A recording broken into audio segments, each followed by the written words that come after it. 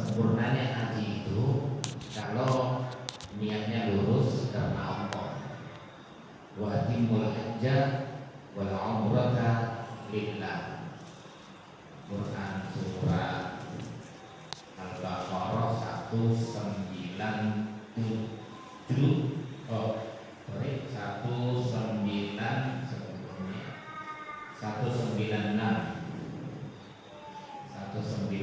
dan sempurnakanlah haji dan umroh itu karena Allah.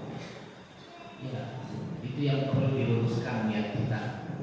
Saya haji karena Allah, bukan karena yang lain. Misalnya maaf ya, saya di tradisi di suku saya Bugis itu kadang prestise, ya, gengsi kalau hari ini belum haji, ya, padahal sudah punya mobil, sawahnya juga banyak, sapinya banyak. Nah, ada kebanggaan kalau di masyarakat dipanggil Pak Haji, oh Haji, ye. Ya, kalau udah dipanggil Haji, orang nengok. Dalam undangan ada undangan, ini hajinya mahal tapi tidak ada hanya di depan itu tidak hadir, itu mahal ya. Sama juga dengan profesor, berjuangnya itu luar biasa, kok tidak ada profesornya, ya, tidak hadir pada perjuangan. Kita juga seorang tidak ada S-nya di depan itu, padahal sama kan posisinya. Pada saat kita melaksanakan zakat itu tidak ada juga Z-nya, tapi kenapa pada saat haji itu ada H-nya, ya. Jadi luruskan ya insya Allah Pak Joko dengan baik niatnya insya Allah karena Allah. Karena itu yang akhirnya seluruh amalan yang kita lakukan baru bernilai di hadapan Allah kalau nawaitunya karena Allah. Kalau bukan karena Allah, nanti Allah bilang, kamu sholat karena siapa? Karena aku atau karena yang lain? Puasa karena siapa? Karena aku atau karena yang lain? Karena Allah itu pencemburu. Allah itu pencemburu. Kalau karena yang lain, udah minta pahala saja pada yang menyebabkan kamu sholat, yang menyebabkan kamu puasa, yang menyebabkan kamu zakat, yang menyebabkan kamu haji. Padahal yang menyebabkan kita itu belum tentu juga langsung masuk surga. Kalau masuk surga, alhamdulillah, dia bisa ngajak-ngajak kita kan. Carilah teman-teman, kan kita disuruh berperan yang baik gitu. Ya, bu aku digolehi, untuk tentang suatu, ya.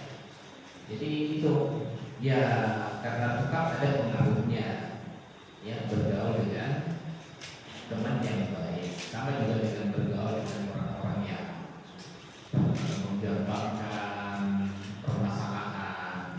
Nah, itu agama itu. Saya kemarin nih pas ada biharap, ada yang tanya, karena biasanya tanya jawab, ada biharap tanya jawab, biasanya aja.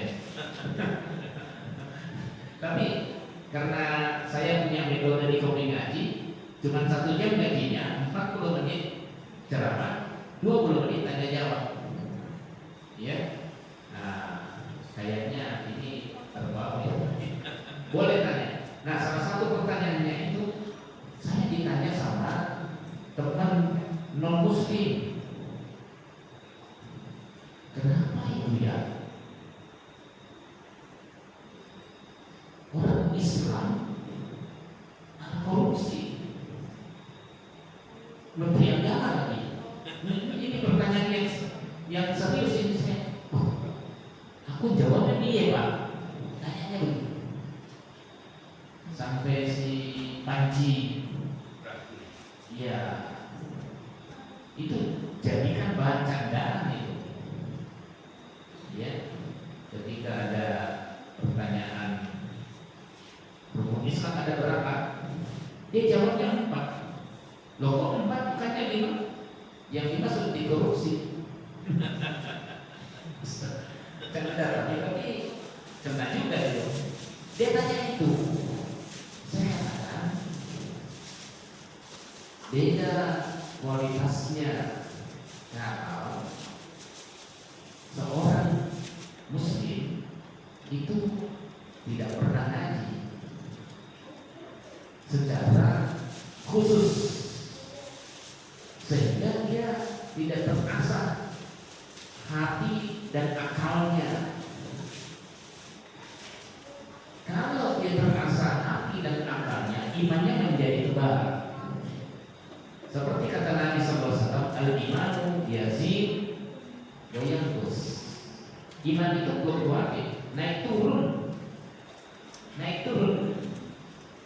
Yazid bila ibadah, dia akan naik ketika orang itu rajin beribadah.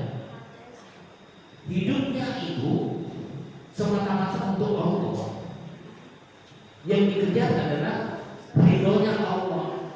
Selalu dia pertimbangkan apakah yang saya lakukan ini Allah ridhonya atau tidak. Kalau dia ngaji, dia tahu korupsi itu haram, dia sama sekali tidak boleh. La'anallah ar-rasi wal-murtasi. Itu kalau ngaji, jadi terserah hatinya. Tapi kalau sudah dia bergaul dengan politisi, selalu ada keinginan yang lebih daripada yang diberikan. Saya akan menyampaikan tentang hadis ini. Memberinya itu Ustaz. Iya. Karena seorang hadis. Sebenarnya kalau kita ngaji hadis itu selesai masalah. Ketika Nabi SAW bilang, ada sahabat yang mendatangi Nabi, kemudian dia bilang, ini bagianmu, ini bagianmu. Ketika dia menjabat gubernur, ini bagianmu, ini bagian Nabi. Langsung Nabi SAW tanya, dapat dari mana? Dari kerajaannya. Kalau kamu diam di tempat, apakah uang itu datang kepadamu? Bukan karena jabatan kamu. Kamu cuma duduk-duduk, tidak ada jabatan. Apakah uang itu datang? Diam orang itu. Tidak. Jadi uang itu datang kepadamu. Orang itu kasih kamu. Itu karena kamu punya jabatan supaya licin proyeknya. Setelah itu dikumpulkan oleh Nabi SAW. Tadi ada yang datang, ini bagian diulangi lagi. Nah, itu saya katakan. Jadi apa ya, imannya tidak diasah dengan baik. Maka benar kata Nabi SAW, akmalul mu'minina imanan ahsanuhum khuluqa. Rawahu Tirmidzi. Orang mukmin yang paling bagus imannya, akmalul mu'minina imanan, yang paling bagus, yang paling sempurna imannya, asaluhu khuluq, orang yang paling bagus akhlaknya. Jadi kalau ada akhlaknya yang tidak bagus, tidak tawadu, masih suka ngerjain orang yang berbeda pilihan, yang berbeda partai, yang berbeda agama. Jadi karena lantaran itu kemudian dia berbuat tidak adil terhadap orang tersebut, dipertanyakan imannya. Dia tidak bisa menegakkan keadilan, dipertanyakan imannya. Maka keadilan itu berat, Pak. Berbuat adil terhadap musuh, ya, wala yajrimannakum syana'anu qaumin alla ta'dilu. Janganlah karena kebencianmu terhadap sebuah kaum, suatu kaum, menyebabkan kamu tidak berbuat adil terhadap mereka. Ya, i'dilu, berbuat adil. Wa aqrabu lit-taqwa. Itu karena imannya hidup. Karena ada iman tapi mati. Kenapa? Orang tahu ngaji. Oh, orangnya rajin mengaji karena dia ketua partai. Setelah itu membuka pengajian, pergi dia. Pergi.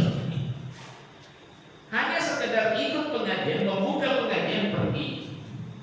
Panas dia sana. Ya, untungnya di sini ngaji alhamdulillah tidak ada yang panas. AC-nya 17.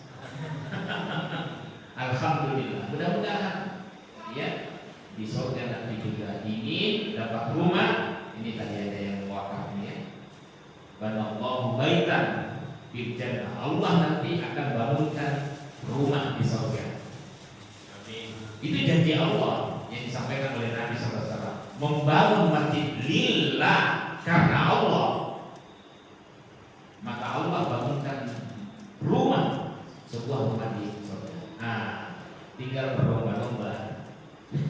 Jangan sampai rumahnya ada tapi tidak ditempati. Cukup membangun masjid saja. Kan banyak begitu. Dari mana uang membangun masjid? Allah alam. Ya, karena dia begitu. Dia menganggap bahwa uang itu biar bersih, dia bersihkan dengan membangun masjid. Padahal orang tahu gajinya berapa. Ya, lah itu berlomba-lomba itu. Tahu-tahu ketangkap KPK. Alhamdulillah. Janganlah. Kalau bisa tujuan kita ridha Allah. Kalau Allah tidak ridha dengan bertinggal. Nah, ini salah satu jalan-jalan menuju hati mabrur. Jadi kalau di sini memang dikatakan sih di akhir saya sebutkan dalam buku ini meraih hati mabrur. Kenapa itu penting?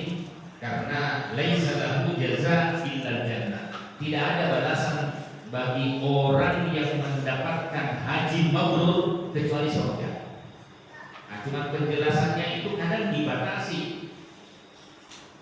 Apa itu? Mabirul haji mabrur. Apa bentuk wujud dari haji mabrur? Ada yang menjelaskan, Nabi menjelaskan it'amut ta'am, kasih makan orang, ya kasih makan.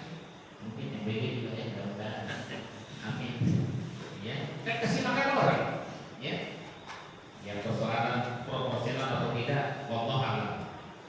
Wa ifsa'us salam, menebarkan salam. Oh iya kan, menebarkan keselamatan. Jadi kalau misalnya ada yang dizolimi, kita tidak boleh dibiarkan. Itu imannya hidup. Imannya hidup. Dia membayangkan mungkin suatu saat kita juga dizolimi. Kalau kita diam, Allah nanti diamkan kita. Wallahu fi auni al-'abdi ma kana al-'abdu fi auni akhihi. Kata Allah begitu. Allah senantiasa akan menolong hambanya selama hamba itu menolong saudaranya. Jadi jangan dibayangkan ya, kita dengan rajin ke masjid sudah menunaikan ibadah haji, surga bagi kita. Enggak, belum tentu. Kalau saat ini tidak ada kepedulian kita terhadap orang sekitar kita, masjidnya makrong-makrong, tapi ada orang yang kelaparan di sekitar kita. Ya, ada orang yang dicaplok tanahnya oleh orang yang punya kekuatan. Kita diam saja. Suatu saat kita mendapatkan hal yang sama, Allah mencuek dengan kita. Kalau masih di dunia, mungkin masih ada amanah. Kalau di akhirat, wanasyahu, maka Allah lupakan dia, dicuekin oleh Allah. Kenapa? Nasallah, karena dia melupakan Allah. Wanasyahu, maka Allah nanti lupakan dia di akhirat. Wah, kalau sudah dilupakan Allah di akhirat, selesai sudah hidup kita, kelar hidup kita. Nah, caranya adalah peduli. Makanya insya salam doakan keselamatan. Ya, bagaimana kalau misalnya keluarga kita dirugikan atau kita dirugikan? Pasti kita tidak rindu. Saya halangi, tidak boleh begini. Berani, sakit juga rumahmu. Begitulah yang terjadi di Palestina. sehingga negara Arab tiarap. Iran muncul, dimunculkanlah isu Syiah, si B, si C. Ini saya katakan mainan Syiah itu, Sunni itu kadang-kadang mainannya agen Mossad, agen CIA. Karena itu memang isu seksi yang bisa memecah umat itu. Makanya Buya Syamli Ma'arif itu, karena dia guru saya, ketika di Arab itu ditanya, Anda Sunni atau Syi'i? Ya, Anda Muhammadiyah, pengikutnya Nabi Muhammad SAW. Di masa Nabi SAW tidak ada Syi'i, tidak ada Sunni. Itu belakangan aja munculnya. Nah, karena saya murid, jadi saya udahlah, ya sekiranya ada negara Arab yang berani, jangankan yang itu, orang kafir saja, kalau ada yang mencegah perbuatan zalim Israel mencaplok itu, kita boleh kerja sama kok. Yang penting kezaliman jangan tersebar lagi. Lah itu berarti imannya itu. Kenapa? Karena ngajinya benar. Dia tidak akan, dan dia menolong hamba saudara-saudaranya. Maka Allah akan menolongnya nanti. Intan surullah yang suruh. Jika kamu menolong Allah, Allah tidak butuh pertolongan kita, Bapak Ibu. Allah sudah Maha Kuasa, Maha Kaya, Maha tempat kembali, tidak butuh. Ya, kita yang suruh Allah akan menolong. Kita yang butuh Allah. Jangan GR, jangan sombong. Nah, pada saat haji itu luruskan dia. Aku harus haji, jangan sombong. Harus meminta waktu, pulang dari haji itu meminta waktu. Ya, jangan sombong. Ya, hati-hati. Nah, jadi itu ya. Maka yang paling baik adalah luruskan niat amal kita. Kita haji karena apa? Karena Allah. Nah, dan bekal yang terbaik bukan dengan koper diisi macam-macam, sambal terasi. Karena memang tidak boleh ya bahwa yang berbau menyengat itu, karena kita mungkin suka, tetangga kita yang negara lain tidak suka. Kalau orang Indonesia suka-suka aja. Ya, bekal yang terbaik adalah dia bawa bekal obat-obatan pribadi. Tapi kalau obat-obatan umum intinya ada. Yang pada setiap walaupun dikurangi dokternya ke sana sudah. Ya. Nah, kemudian apa bekalnya? Kata Allah, "Watazawwadu", banyak-banyak bekal, fa inna khairaz zadi taqwa, karena sebaik bekal yang baik bekal itu adalah takwa. Nah, itu yang kita bawa. Ya. Dibasuh takwa. Sebaik-baik pakaian adalah pakaian ketakwaan itu. Ya. Nah, jadi apa yang harus Pak, boleh nggak kalau misalnya tujuannya sudah tidak masalah? Ayat berikutnya 197 sampai 198 mengatakan, "Laisa 'alaikum junahun an tabtagu fadlan min rabbikum." Tidak apa-apa kalau Anda berdagang juga tidak masalah. Tapi ingat, tujuan utama kita adalah haji karena Allah. Nanti tamattu, nanti ada di sini umroh, ada umroh wajib yang melekat dalam haji tamattu. Ya, ada umroh wajib. Nah, kemudian ada nanti beberapa hal. Nah, sekarang masalahnya, apakah kita termasuk yang sudah kena wajib haji? Karena Allah katakan, "Walillahi 'alan nasi hijjul bait man istata'a ilaihi sabila." Wajib bagi manusia untuk berhaji, memenuhi panggilan Allah. Man istata'a, siapa saja yang istita'a, yang sudah sanggup untuk melakukan perjalanan. Tadi siang kami ngobrol-ngobrol, ada saudara yang protes, harusnya anak yang belum balik itu jangan didaftarin dulu lah. Belum balik kok didaftarin, dia kan belum kena kewajiban haji. Itu orang tuanya itu yang kaya itu sampai muni-muni sama saya. Harusnya jangan kita ini yang sudah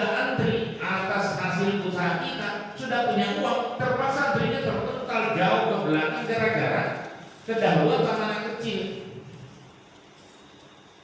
yang orang tuanya mampu. Wah, saya diam saja. Yang jawab sudah.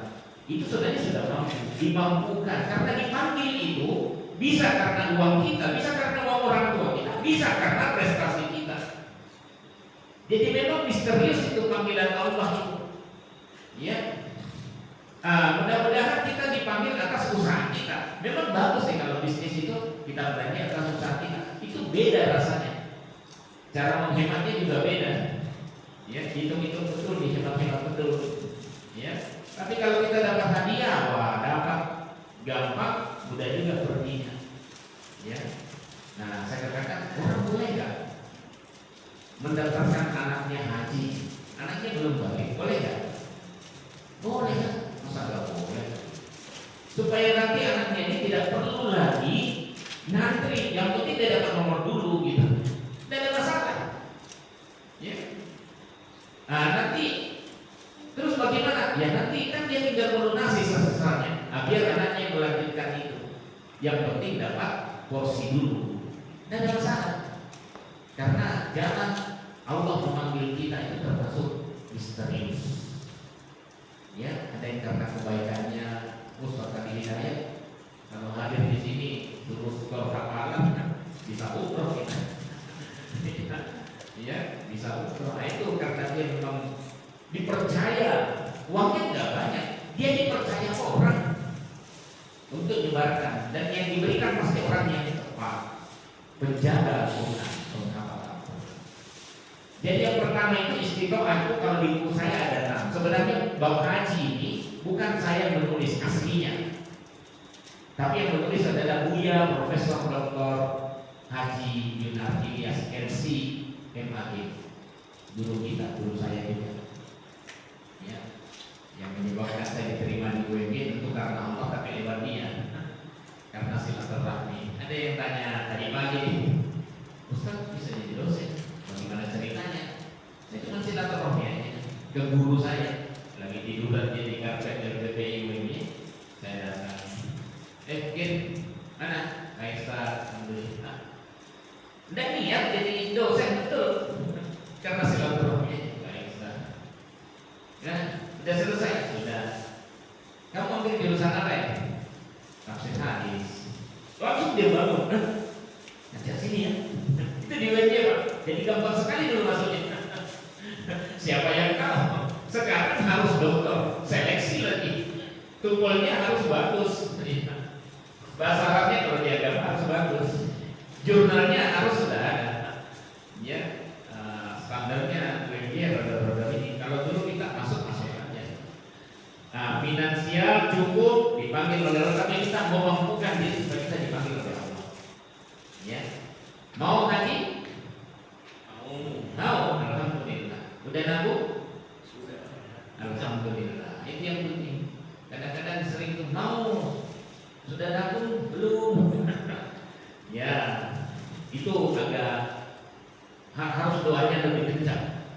Ya. Karena siapa tahu dihajikan. Yang kedua kesehatan, tidak harus siap-siap banget sih. Tidak harus, kalau misalnya tidak bisa jalan kan bisa pakai sepatu roda, kursi roda. Kursi roda kan bisa ya dipakai kursi roda. Ada tuh ceritanya Ustaz Yusuf Hasan, sama-sama Ustaz Yusuf. Ya, Yusuf Hasan orang Klaten, pengusaha.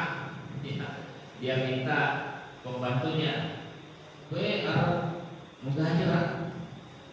Ya belum kok Pak Anu Pak. Ngajarnya aku yuk. Tapi syaratnya kamu harus membawa kursi roda saya. Bawa saya. Yang mau senang. Sudah, alhamdulillah dibiayai sama majikannya. Pas sampai di Arab mendarat itu, pembantunya itu nggak bisa jalan, tuh sakit. Majikannya sihat, harus menjaga. Jadi yang mendorong itu majikannya, yang didorong adalah pembantunya. Sampai selesai haji, pulang haji, sampai mendarat di Adi Sumarno gitu ya. Iya, langsung orang itu bisa jalan juga. Sampai nanya ke majikannya, jajannya gue tenang atau kurang? Tenang.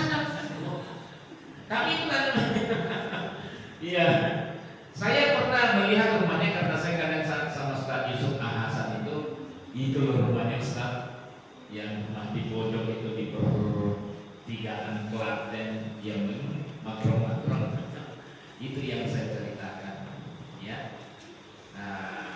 Lucu itu kalau Ustaz Yusuf Hasan itu dia pembimbing haji Aisyah juga, ya, tapi menyampaikannya bagus. Dia pernah menyampaikan itu sholat sunat, ya. Ada ibu-ibu yang tanya itu sedang nunggu di koma. Nah, ibu-ibu tanya, Ustaz Yusuf yang imam, kata saya, oh sanes kulo Pak Kamerawan Komar. Ya, akhirnya ibu itu tanya, Pak Kamerawan Komar yang imam, J, tak sunat rumiin J. Tidak percaya dia. Apakah dia sudah sunat atau tidak? Salah pilih kata. Tapi dia tidak sadar. Tapi yang lainnya ketawa. Diceritakan ulang di atas pesawat. Tahu nggak? Pak Kamerawan Komar masa masih tidak percaya komunikasi. Tapi nanti yang begini ini tidak boleh cerita pada saat umroh ya, atau haji. Karena wala romasa. Nah, nanti Al-Baqarah ayat apa itu 197. Al-hajju ashhurun ma'lumat wa man farada fi hinnal hajj fala rafasa, tidak boleh ngomong jorok. Makanya di pesawat pas pulang tidak boleh berlaku jorok, wala fusuqa, tidak boleh berbuat maksiat, wala jidala, tidak boleh kerengan. 40 hari kita bersama dengan orang yang itu dan punya karakter yang berbeda. Ya, wah, kesabaran diuji. Nah, suami istri juga harus betul-betul hati-hati. Saya dukung. Kalau di Indonesia biasanya di rumah sudah sering kerengan, di sana nanti lebih sulit. Hati-hati, sabar, saling menyabarkan. Isbiru wasobiru, wahobiru. Ya, nah mudah-mudahan kita harus lihat Pak Dokter ini orangnya sabar sekali. Amin. Wala jidala fil hajj, ya. Nah, tidak boleh jidal, bantah-bantahan. Baik, yang ketiga setelah kesehatan, keamanan. Keamanan itu jangan sampai kita haji. Nah, ini kan ya, ada perang ya. Makanya ada beberapa yang kemarin umroh itu tertunda, ada yang 2 hari, ada yang 1 minggu. Wah, kalau misalnya biro umrohnya tidak siap, bisa lari. Karena dia harus menanggung, tapi ada juga yang tanggung jawab. Dia siapkan akomodasi. Padahal ini kan kemarin ada tadi pas kita itu itu 2 hari. Padahal yang lain sudah masuk hotel untuk haji, yang lain harus sudah bersih hotel-hotel ini. Nah, kalau terjadi perang di tempat itu dan mengancam jiwa kita tidak wajib haji. Atau di tempat kita, misalnya orang Irak, orang Palestina itu tidak wajib haji, orang Libanon tidak wajib haji. Kenapa? Karena berkecamuk. Dia harus fokus mengamankan dirinya dan keluarganya dan harta bendanya. Dia tidak wajib haji. Sudah punya uang, tapi perang di tempat yang berkecamuk tidak wajib haji. Di tempat haji itu juga terjadi perang, kita tidak wajib haji. Jadi yang dipentingkan adalah keamanan jiwa kita. Wala tulqu biaydikum ila tahluka. Jangan kamu campakkan dirimu dalam kebinasaan. Bagus loh, kayak tempat saya itu yang berangkat haji itu sudah tua-tua dan memang yang diharapkan mudah-mudahan mati di sana.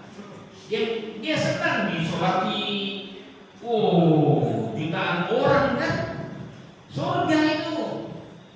Dia mau apalagi dalam hadis itu, ya siapa yang meninggal sedang wukuf di Arafah dakhala jannah. Itu hadis dhaif.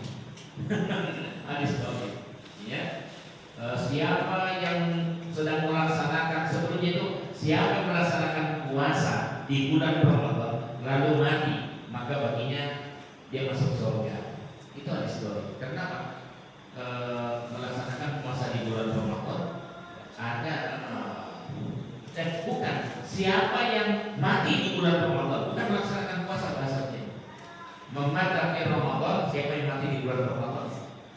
Nah kebetulan waktu di 20 tahun yang silam itu di koran KR dulu ya ada 2 mati di tempat, 5 mati dalam perjalanan. Coba apa penyebabnya? Minum. Ya, minum hari pertama Syawal nenggak dia. 2 mati di tempat, 5 mati dalam perjalanan. Ketika ke rumah sakit PKU itu waktu itu di bulan Ramadan. Berdasarkan di sini masuk surga karena matinya di bulan Ramadan. Orang benar ini, ya. Nah, hati-hati. Jadi gitu ya. Nah, yang keempat transportasi tersedia.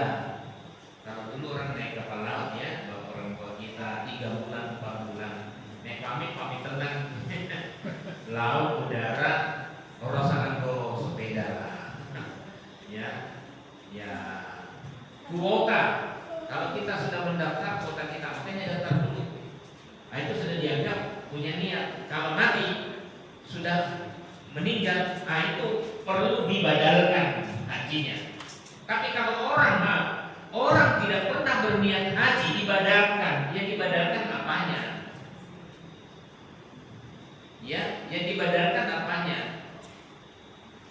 Dia tidak pernah niat haji.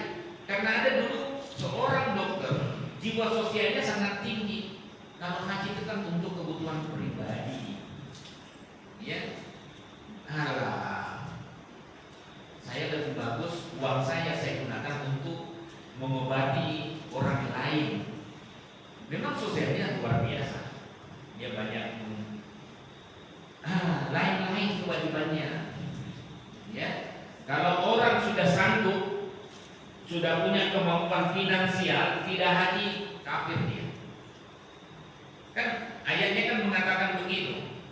Ya, wa man kafara, setelah kewajiban itu, ya, man istata'a ilaihi sabila, wa man kafara, siapa yang kufur menentang kewajiban haji itu, fa innallaha ghaniyun 'anil 'alamin. Maka Allah itu Maha Kaya daripada seluruh yang ada di alam semesta. Jadi nggak boleh lagi. Sama dengan misalnya zakat itu. Ya, haji itu sama dengan kemampuan zakat. Kalau sudah mencapai syarat wajib zakat, kok tidak zakat, maka harta zakat yang harusnya dizakatkan, saya sebutkan di sini. Ya, di bab zakat dan saya rinci. Ya, maka dia bahan emas yang harusnya dizakatkan tapi tidak dizakatkan dijadikan bahan bakar dan nanti akan dituangkan emas cair yang dalam keadaan panas itu di otaknya, di lambungnya, di punggungnya. Hada maka nasbun li anfusikum. Inilah yang dulu kamu simpan-simpan untuk dirimu. Nah, saya contohkan saja lah untuk zakat. Apakah kita masuk di dalamnya ataukah tidak? Mudah-mudahan belum. Ya, berapa nisab zakat? Kan ada 5 syaratnya kan? Saya sebutkan 5 di sini. Pertama, dia harus beriman. Sama dengan haji, harus beriman. Islam enggak? Yang kedua, bukan budak. Budak tidak memiliki apa-apa. Dia dimiliki sepenuhnya oleh majikannya. Kita bukan budak semua ya. Ya, kemudian yang ketiga, hartanya mencapai nisab. Jumlah atau berat minimal yang dimiliki harta itu. Nah, berapa hartanya? Nanti ada haul 1 tahun kecuali tanaman. Ya, yaumul hasadi itu saat panennya. Itu pun kalau mencapai 653 kg gabah, bukan beras. Kalau beras sudah dinikan. Ya. Nah, kalau nisab sekarang berapa? Hitungan nisab itu, Bapak, 20 dinar. Pada orang Islam yang memiliki harta 20 dinar, maka zakatnya setengah dinar. Kalau 20 dinar setengah dinar berarti 1/40-nya, betul ya? 1/40-nya. 1/40 sama artinya dengan 2,5%.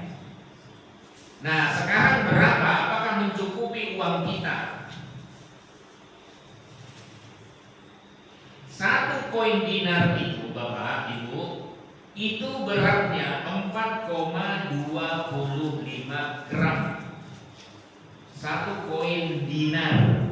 Karena dulu di masa Nabi SAW alat tukarnya pakai dinar dan dirham. Dinar uang emas, dirham uang perak. Jadi alat tukarnya itu tetap itu bukan hasil kesepakatan uang kertas. Ya, itu betul-betul nilainya apa yang kita. Nah, itu dinar dan dirham. Dulu orang tua kita juga pakainya dinar dan dirham, sen. Ya. Nah, itu 4,25 kali 20 dinar. Betul ya? Sama dengan 85 gram emas. Nah, harga emas sekarang berapa? Ya, ini lagi turun ya, dari 3,1 sekarang 2,7, 2,8, ya hampir 2,9 lah. Tapi yang dihitung itu adalah kalau kita menjual, berarti itu uang kita. Nah, kita ambillah yang sekitar 3 bulan yang lalu. Ini karena ada perang makanya emas turun, minyaknya yang naik. Jadi itu yang permainannya, dilihat saja. Ya. Nah, sekarang taruhlah misalnya harga jual emas 3 juta, gampangannya. Berarti 3 juta kali 85 gram emas berapa itu? 255 juta.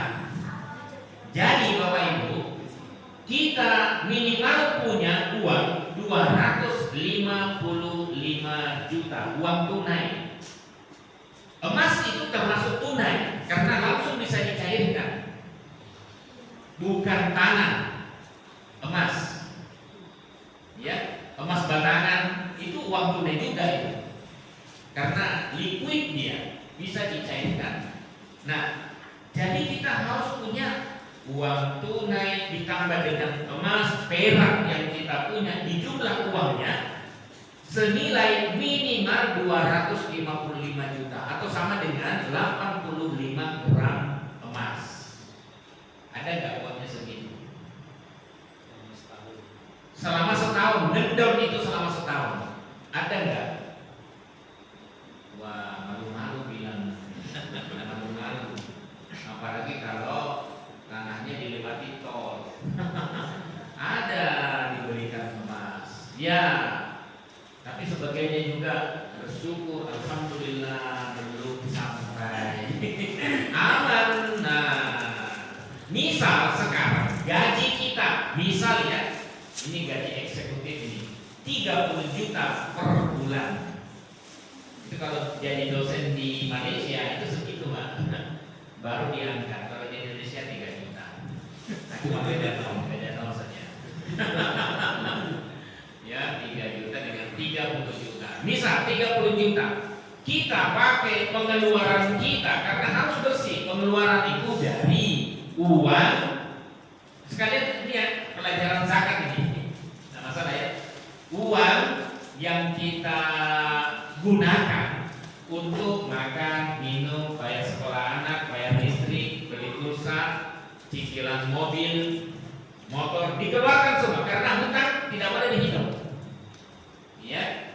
Nah, setelah dikeluarkan setiap bulannya, dihitung sisanya. Kalau misalnya kita mengeluarkan 10 juta dari gaji kita 30 juta, berarti ada 20 juta. 20 juta kali 12 bulan karena harus dihitung 1 tahun. 240 juta.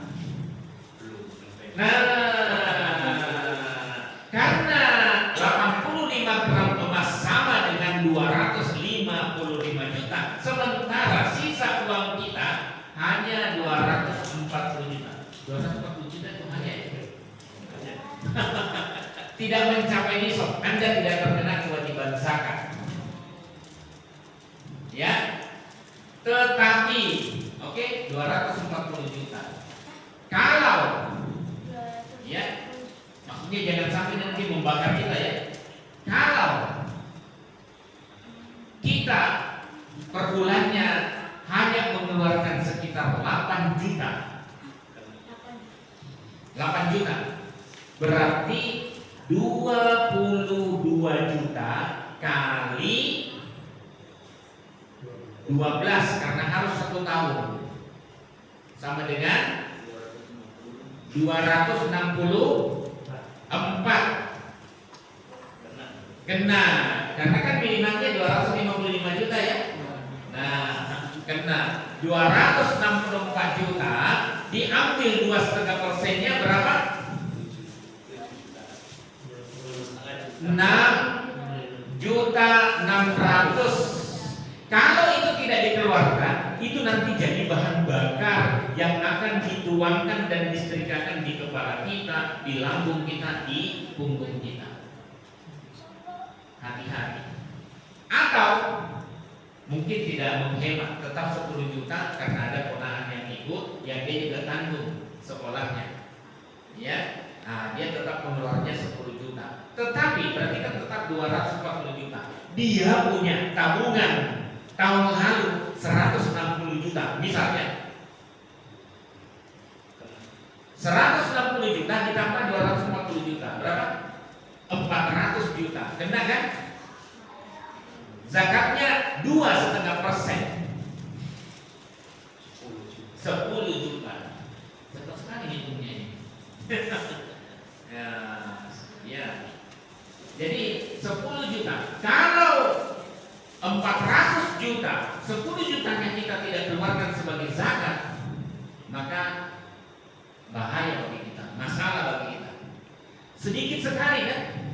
400 juta diambil 10 juta. Ini masalah berat ini. Cuma sedikit. Berarti kita masih punya 390 juta. Banyak nggak? Saya sedekahkan misalnya 190 juta. Saya cukuplah 200 juta untuk bangun pesantren, untuk menyekolahkan ponakan kita, untuk membantu saudara kita yang bukan tanggungan kita. Kalau orang tua kita tidak termasuk mustahik ya, karena itu tanggungan kita sepenuhnya sebagai anaknya, ibu kita, bapak kita. Tapi saudara kita bukan tanggungan kita. Ya, kasih itu modal, tapi dibimbing supaya dia bisa mandiri, tidak miskin lagi. Nah, gitu kira-kira. Nah, haji itu pun begitu. Tapi hitungannya tidak sejelimet tentang zakat. Makanya kita lewati zakat dulu. Kalau sudah sanggup haji, mendaftar dulu lah. Ya, nah itu kira-kira. Terus yang berikutnya, kuota tidak ada halangan syar'i lainnya. Apa itu? Ada orang tua yang sudah udzur yang harus ditunggui, minta mundurlah dulu. Ya, kecuali orang tuanya bisa diajak untuk haji. Ya, dan dia bimbing, dia mau berbakti. Karena begini ya, salah satu yang diinginkan oleh Nabi SAW itu adalah, yang didoakan oleh Nabi adalah orang yang bisa memasukkan orang tuanya ke dalam surga. Nah, itu yang didoakan oleh Nabi SAW. Tapi kalau dia tidak berhasil, wah itu bisa masalah juga untuk anaknya. Nah, sekarang sudah terpenuhi berangkat haji. Nah, Bapak Ibu, di sini saya sebutkan beberapa hal yang perlu kita pahami. Tidak ada sholat yang diajarkan di biro-biro umroh, sholat safar ketika kita berangkat haji atau berangkat perjalanan jauh, tidak ada. Ya, saya orang hadis ya, S1, S2, S3 memang saya hadis. Saya teliti hadisnya, hampir di tengah rumah kemudian sholat, itu hadisnya dhaif jiddan, sangat lemah. Ini ibadah, tidak boleh ngarang. Yang ada itu sholat safar, itu sholat dalam perjalanan ketika kita pulang. Sebelum masuk rumah, kita mampir di masjid terdekat dengan rumah kita, di masjid kampung kita, sholat 2 rakaat dulu, baru kemudian setelah itu selesai masuk rumah. Itu namanya sholat safar. Ada lagi sholat musafir, Bapak. Kadang kita itu kalau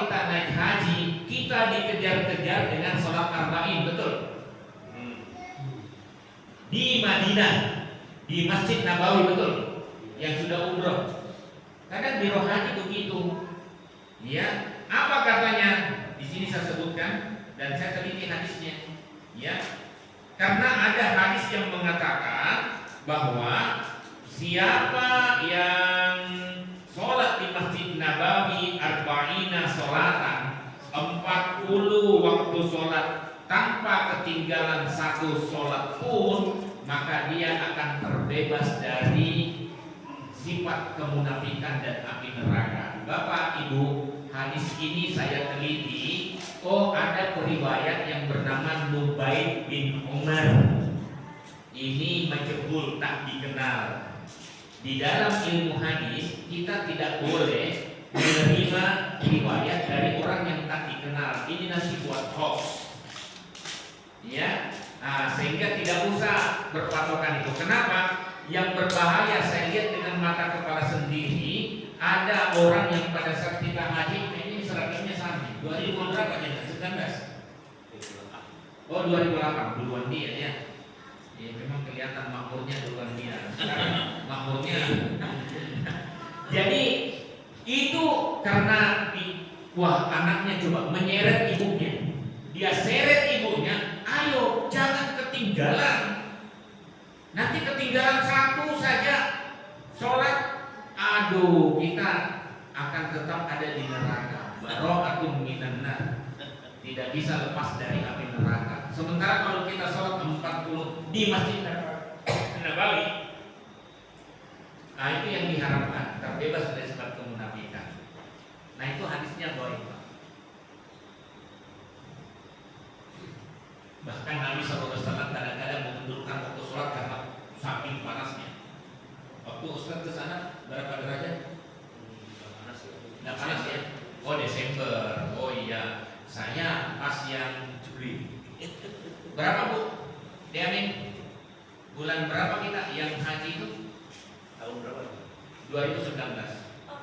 Ya, kurang lebih berarti mundur Juli ya? Agustus ya? Itu panasnya 45 derajat. Di luar kebiasaan badan orang Indonesia. 45 derajat, kita bernafas saja panas. Wah, kita harus pakai kerudung besar, pakai kacamata hitam, bukan untuk gaya.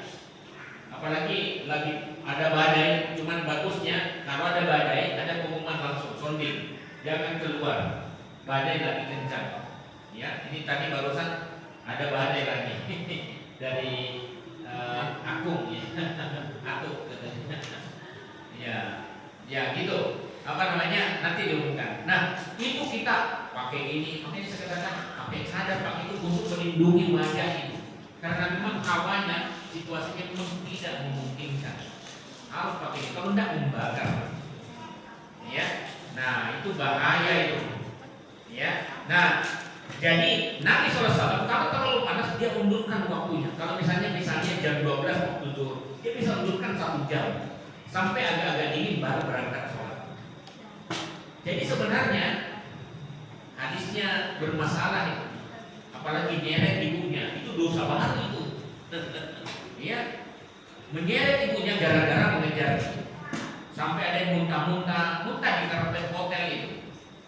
Ya, ada orang yang sakit, teman saya yang saya kunjungi sakit, temannya juga sakit. Nggak perlu pakai harus yang mengejar. Bapak istirahat Pak, daripada nanti bermasalah bagi kesehatan Bapak karena ngejar.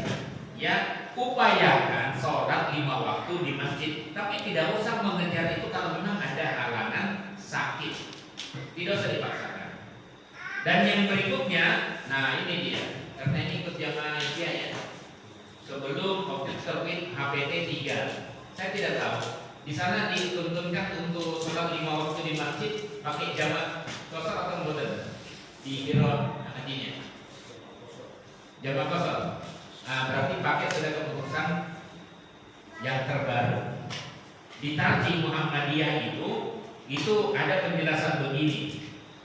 Perjalanan haji itu sama dengan perjalanan pada umumnya yang menuntut kosor, jamak dan kosor. Kita ini ke Jakarta saja atau mungkin ke Kaliurang saja itu sudah dijamak kosor. ke Semarang bisa di jamaah qasar. Pas sampai di Mekah, yang perjalanannya safar tauhid yang jauh lebih dibanding daripada ke Semarang itu malah tidak di jamaah qasar. Kenapa? Orang kadang-kadang ngejar pahala, iya kan?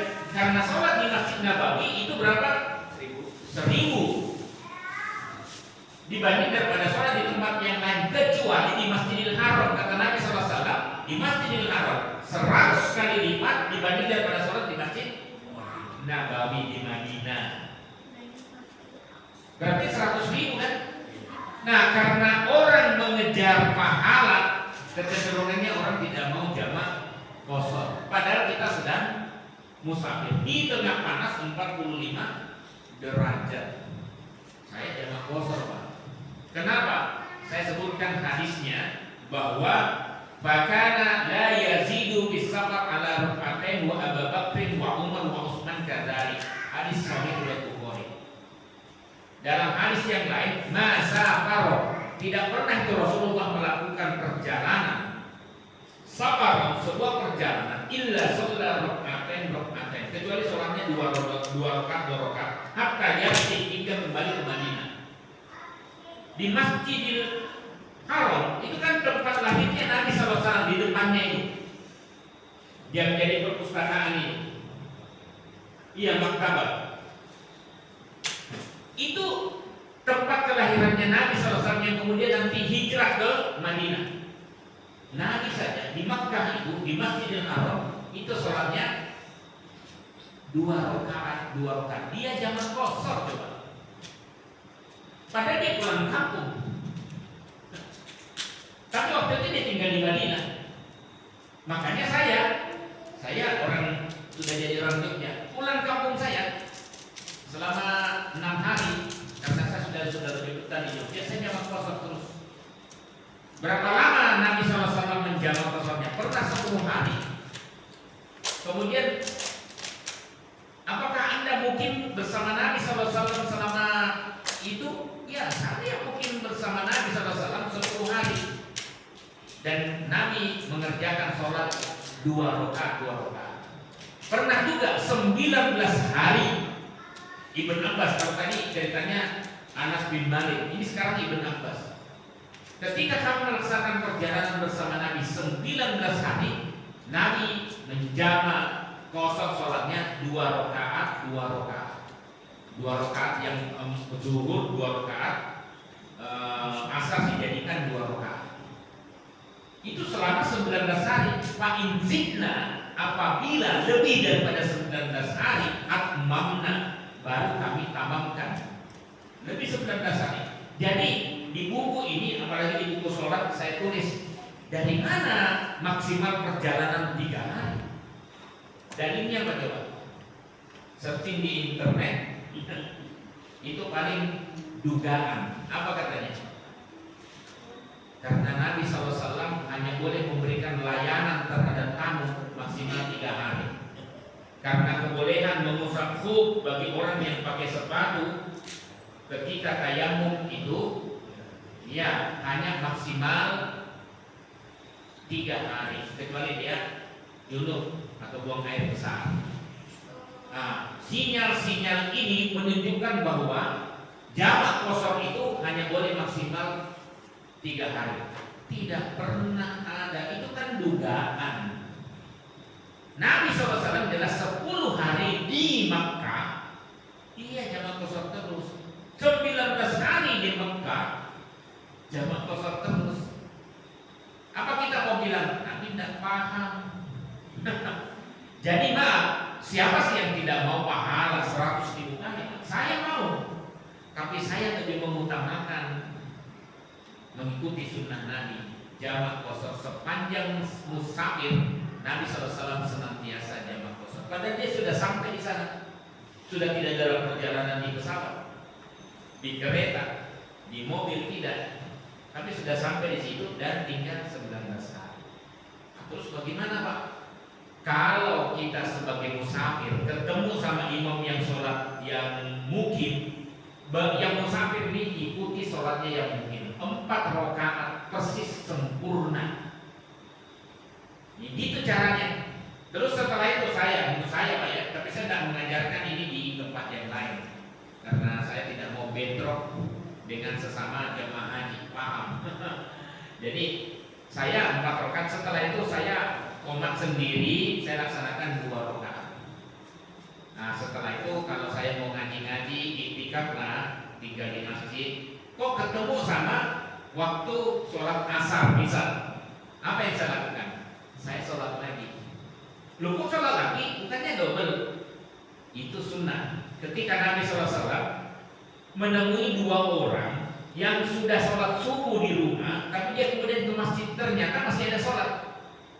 Ditegur oleh Nabi SAW, ngapain kamu nongkrong? Ikut sholat. Saya sudah sholat tadi di rumah tadi. Kalau kamu masih mendapatkan waktu sholat di masjid, ikut sholat. Itu sunnah bagimu. Jadi dia ikut sholat sunnah.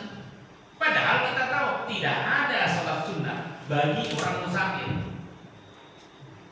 Tapi kenapa Nabi SAW membolehkan? Ini pengecualian, atau pengkhususan bagi orang yang berada di masjid.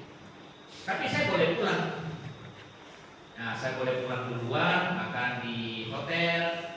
Ya, tapi kalau saya kadang-kadang, saya mau tinggal di sini aja ngaji, ya tidak ada masalah. Jadi begitu Pak caranya. Tapi kalau mau 4 rakaat tamam juga tidak masalah. Cuman ya karena dia ingin berjamaah terus kan, 5 waktu. Alhamdulillah, monggo kalau misalnya mana yang Anda mau pilih. Tetapi Nabi SAW selama dalam perjalanan beliau itu menjama sholatnya. Ya, dalilnya jelas saya sebutkan di sini. Yang terakhir, ketika melihat Ka'bah itu mesti, waduh, tangis itu.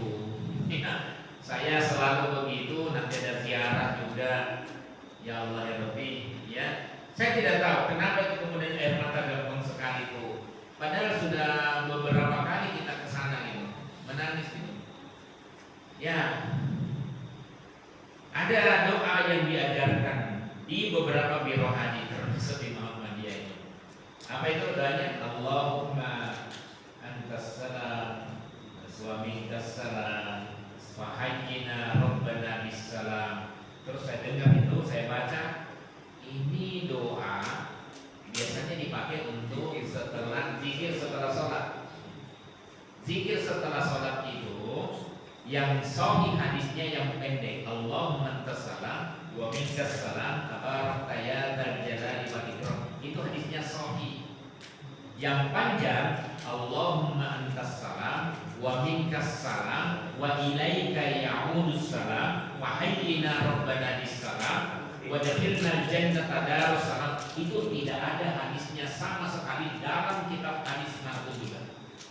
Dalam kumpulan hadis palsu pun saya tidak temukan. Terus dari mana munculnya ini? Ada dalam buku Safinatun Najah yang itu bukan disandarkan kepada Nabi Sallallahu Alaihi Wasallam. Padahal ini zikir, ini doa. Nah kalau bisa ambil yang pendek, yang panjang itu tidak ada. Nah pada saat ini diajarkan pada kami, ini kok hadis doa ini kok tidak ada ya di dalam bacaan zikir setelah sholat, tapi ini kok dituntunkan pada saat melihat Ka'bah. Terus setelah itu saya cari hadisnya, memang betul tidak ada. Itu ajaran dari Imam Syafi'i, dan Imam Syafi'i tidak menyandarkannya kepada Nabi SAW. Imam Syafi'i merangkai doa. Orang kalau berdoa dalam bahasa Indonesia boleh nggak? Boleh. Rangkaian Imam Syafi'i doanya menurut saya sangat bagus. Apa itu doanya itu? Lanjutannya kan ada ya, Allahumma antas salam wa minkas salam fa hayyina rabbana bis salam. Ya Allah, Engkaulah sumber keselamatan dan dari mula keselamatan itu berada, maka hidupkanlah kami ya Tuhan kami dengan keselamatan itu.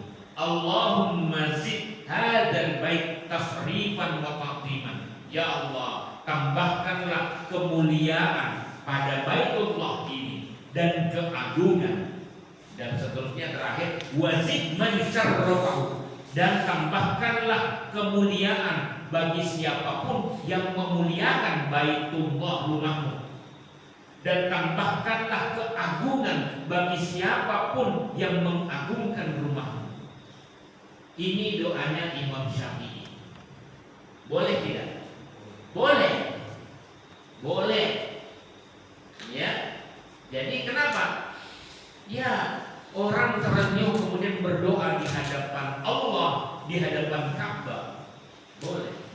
Dan berdoa yang paling sering kita diajarkan, Rabbana atina fid dunya hasanah wa fil akhirati hasanah wa qina adzabannar. Doa untuk anak kita, doa untuk istri kita, doa untuk bangsa Indonesia, doa untuk pemimpin kita. Silakan. Yang paling diinginkan, ya Allah, saya masih ada hutang ya Allah. Nah, doa untuk pelunasan hutang-hutang kita. Sebenarnya yang diajarkan itu adalah jangan sampai kita naik haji masih ada hutang. Menyakitkan bagi orang yang punya hutang pada kita. Apalagi dia bilang, guys, siapa yang mau minta doa, saya sedang di multazam, silahkan titip. Doa apa saja, termasuk pelunasan hutang. Itu yang mengutangi itu. Ini orang umroh terus, tapi hutangnya tidak pernah dilunasi. Nabi Sallallahu Alaihi Wasallam tidak ridho, Allah Subhanahu Wa Taala tidak ridho. Samping tidak ridhonya Nabi terhadap orang yang sudah punya uang tapi tidak segera melunasi hutangnya, Nabi Sallallahu Alaihi Wasallam tidak mau menyolatkan jenazahnya. Menjengkelkan betul, menjengkelkan. Jadi ini ya, nah hindari dosa-dosa di sekitar kita. Kita berangkat dengan hati yang tenang. Titipkan uang untuk keluarga kita, kalau bisa dibagi-bagi juga, karena kita tidak tahu apa yang akan terjadi di tanah suci itu. Mungkin itu adalah perjalanan terakhir kita, atau mungkin masih panjang, tapi disitulah kita harus selesaikan masalah kita. Jangan sampai kita meninggalkan generasi lemah setelah kita meninggal. Itu kan Nabi Allah Subhanahu Wa Taala pesankan kepada kita, wal yahsal ladina law tarku min khalfihim dzurriyyatan di'afa khafu 'alaihim. Hendaklah takut orang-orang yang meninggalkan generasi lemah, tidak meninggalkan harta untuk anak-anaknya, sehingga orang tuanya meninggal kemudian dia anaknya tidak bisa lanjut sekolah. Jangan sampai. Jadi tetap melewati itu dari contoh-contoh. Mudah-mudahan kita tetap bisa kembali dengan selamat dan membawa haji mabrur. Amin. Waktunya tanya jawab. Monggo, kalau ada silahkan. Bapak Ibu, barangkali ada yang ingin bertanya, boleh di luar tema. Ya. Monggo.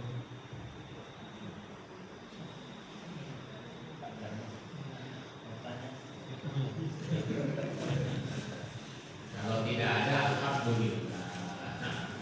Ya, saya punya buku, silakan nanti bisa dibaca-baca. Nah itu ada ibu yang ngacung. Oh, silakan Ibu. Mumpung. Ada ibu-ibu, Monggo. boleh hal-hal lain. Mumpung. Miknya. Ada yang bertanya?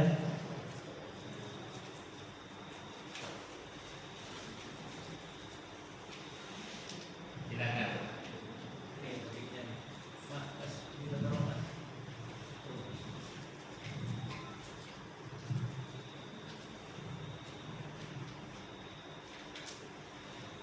Iya. Waalaikumsalam warahmatullahi wabarakatuh.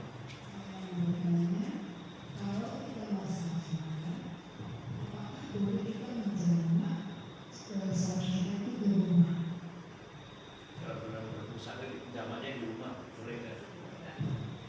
Kalau banyak itu Jamaknya di rumah, jamak takbir.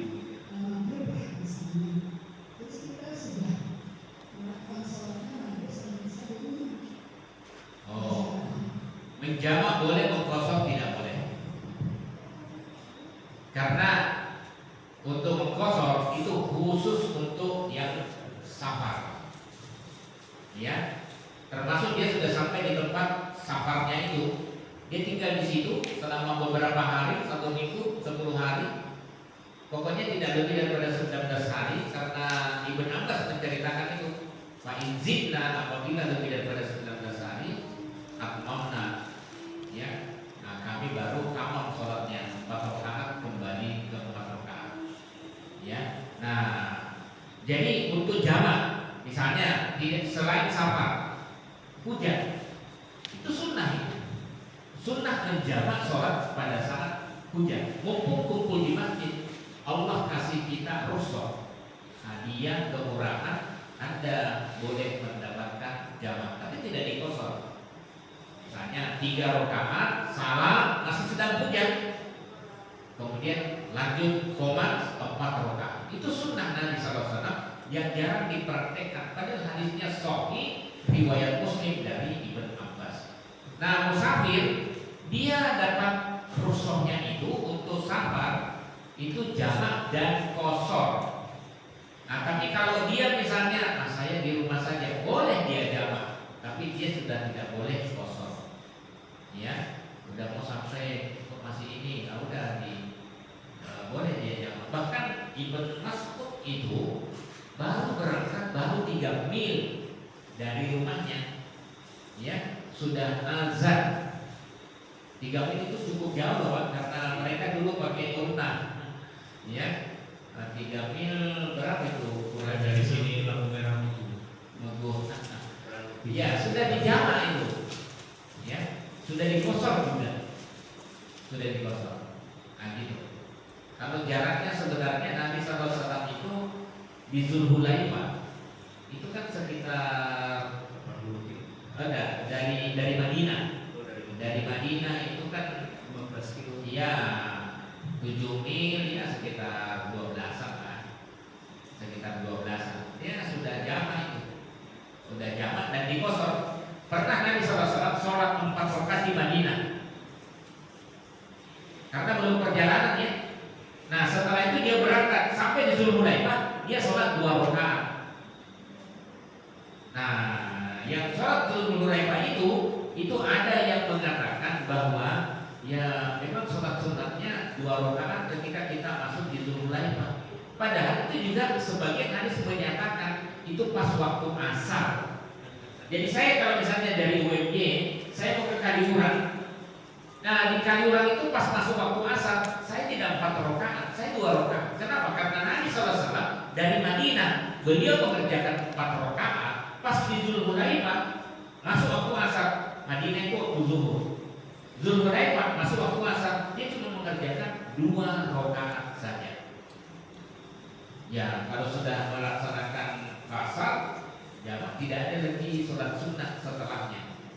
Ini sudah dikasih keringanan, kemurahan, qasar 2 rakaat, sholat sunnah lagi, ba'diyah. Nah, itulah yang saya maksud, yang saya ceritakan tadi. Ada khilafiyah di kalangan ulama. Sholat sunnah ihram, nah, nanti bisa dibaca, ya. Mikotnya. Iya. Baik, ada yang lain silahkan Ibu. Kalau ada, monggo. Jadi Zulhulaifah itu Bir Ali, ya, Masjid Bir Ali. Iya. Kenapa? Silakan. Penyemik. Kau pakai mic. Silakan. Ya, masih berani. Kamu ambil aja.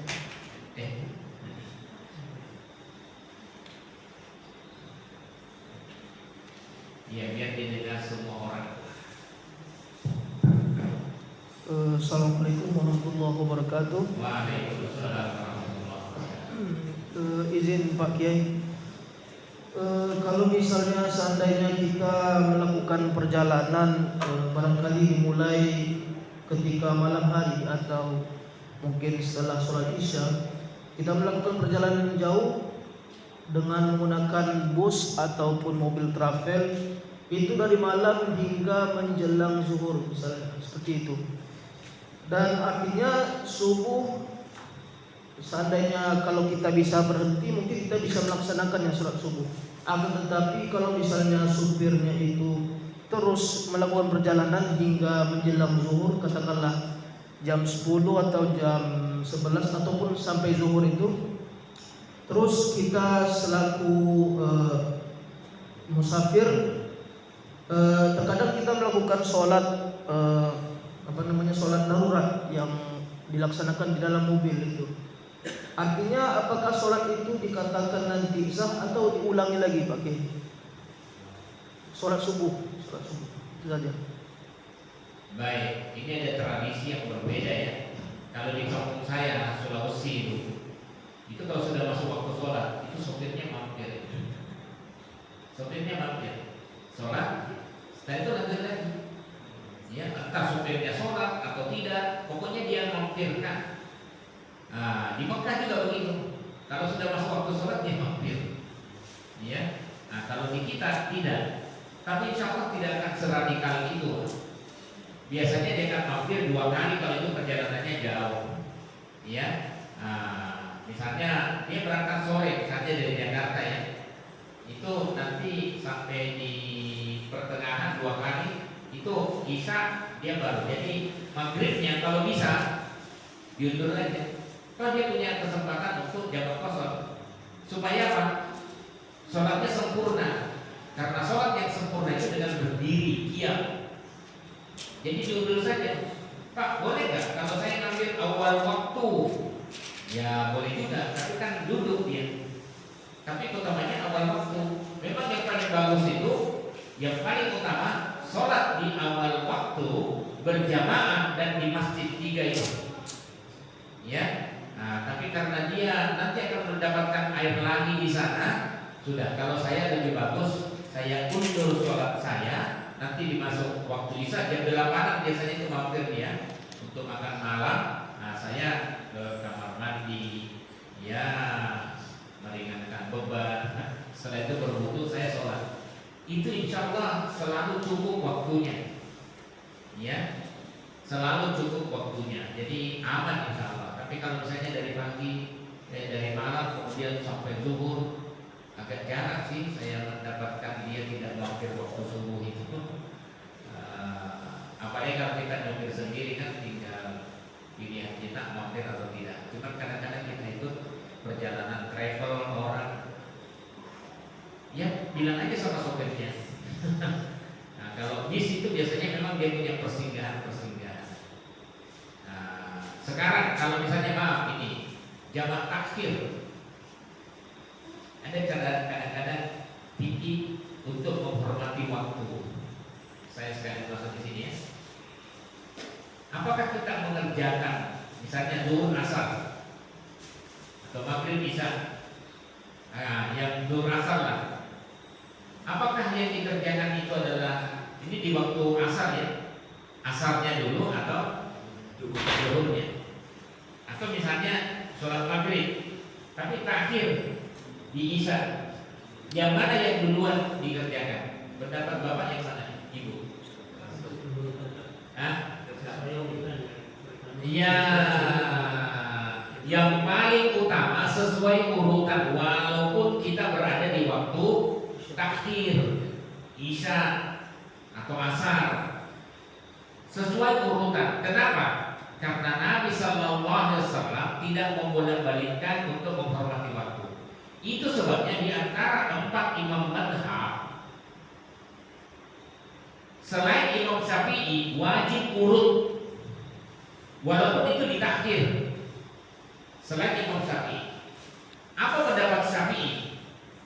Karena Indonesia banyak Syafi'i kan? Apa pendapatnya dalam masalah ini? Dia mengatakan lebih baik urut. Coba, Imam Syafi'i aja bilang begitu, lebih baik urut. Tapi kalau misalnya tidak memungkinkan urut, misal kita mampir di masjid, di sana sholatnya isya. Kita ikut jamaah dulu, sholat isya setelah itu maghrib, itu boleh. Karena memang ada hadisnya saja, 4 dulu baru 3. Ya, dia jamaah. Jadi dia mengatakan, itu tidak masalah. Itulah kecerdasannya Imam Syafi'i. Tapi dia kalau misalnya sesama musafir, dia mengatakan lebih bagus urut. Ya, maghrib dulu baru isya. Tapi kalau kita bergabung dengan jamaah mukim, ikuti sholatnya Jamaah mungkin berarti kita isya dulu baru kemudian maghrib. Tidak uduk dulu. Kadang-kadang ada sedang ini kok itu jamaah uduk dulu. Nah itu gak ada sunatnya ini. Baik, uduk rokok. Ya mungkin itu cukup atau Sudah sangat jam 9 ditutup dengan doa. ya. Monggo dengan doa untuk Pak Joko juga dan doa untuk kami sekalian. Monggo. Baik, kita sama-sama berdoa. Alhamdulillahirabbil alamin. Allahumma shalli ala Muhammad wa ala ali Muhammad. Rabbana ighfir lana wa li ikhwanina alladziina sabaquna bil iman wa la taj'al fi qulubina ghillan lil ladzina amanu. Rabbana innaka ra'ufur rahim. Allahumma ij'alhu hajjan mabruran. Amin. Wa sa'yan mashkuran. Wa 'amalan mutaqabbalan. Wa tijaratan lan tabur. Amin. Ya Allah, jadikanlah hajinya Pak Joko dengan Bu Sarah menjadi haji mabrur. Amin. Usahanya disyukuri. Amin. Amalnya seluruhnya diterima. Amin. Dan bisnisnya tidak pernah bangkrut. Amin. Amin. Ya Allah, jadikan pula kami yang belum Engkau panggil untuk menuju hajimu ke Baitullah. Ya Allah, panggil kami untuk bisa memenuhi panggilan-Mu ya Allah. Amin. Berikan kemampuan pada kami untuk bisa memenuhi panggilan-Mu ya Allah. Lunasi hutang-hutang kami ya Allah. Jadikan kami menjadi hamba-hamba-Mu yang saleh, yang taat kepada-Mu dan taat kepada Nabi-Mu ya Allah. Ya Allah, kepada saudara kami yang sakit, adhimil ba'sa ya Rabban nas bismillah. Amin. Antas afina shifa'an la shifa'an la yughadiru saqama. Amin amin ya rabbal alamin. Rabbana auzinna nashkura ni'mataka allati an'amta 'alaina wa 'ala walidayna wa an na'mala shalihan tardah wa aslih lana fi dhurriyyatina inna tubna ilaika wa inna minal muslimin. Rabbana atina fid dunya hasanah wa fil akhirati hasanah wa qina adzabannar. Subhana rabbika rabbil izzati amma yasifun wa salamun alal mursalin walhamdulillahi rabbil alamin. Assalamualaikum warahmatullahi wabarakatuh. Terima kasih kepada Ustaz Dr. Bisa yang telah memberikan usia yang begitu penting dan seolah